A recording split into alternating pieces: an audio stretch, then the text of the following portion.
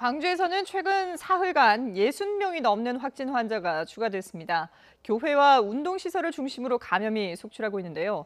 상황이 악화되자 광주시는 어제 낮 12시부터 사회적 거리두기 3단계에 준하는 행정명령을 내렸습니다. 취재기자 연결돼 있습니다. 나연우 기자. 네, 광주입니다. 예, 광주 지역에서는 오늘 몇 명의 확진 환자가 나왔습니까? 네, 광주시가 집계한 결과 오늘 들어서만 코로나19 확진 환자가 5명 더 나왔습니다. 신규 확진 환자 가운데 2명은 최근 확진 환자가 급증했던 성림 침례교회에서 나왔고요. 어제 확진자가 10명 쏟아져 나왔던 동광주 탁구클럽에서도 1명이 추가됐습니다. 지난 27일부터 광주에서 나온 코로나19 확진 환자는 모두 61명이고요. 이 가운데 1명을 제외하고 모두 지역사회 감염입니다. 성림 침례교회에서만 확진 환자가 33명이 나왔는데요.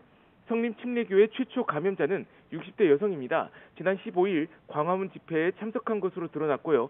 지난 16일과 19일에는 세 차례 교회 예배를 본 것으로 조사됐습니다.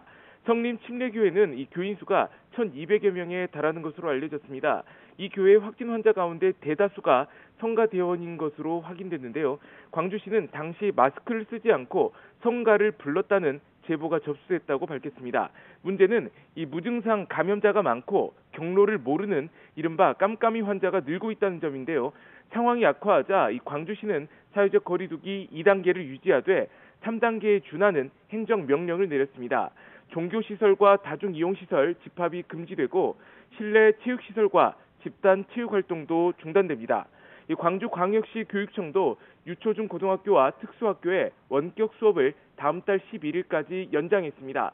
광주시는 오늘과 내일까지 감염 확산 추세를 지켜본 뒤 상황이 악화하면 3단계 격상을 적극 검토할 계획입니다. 지금까지 광주에서 YTN 나연호입니다.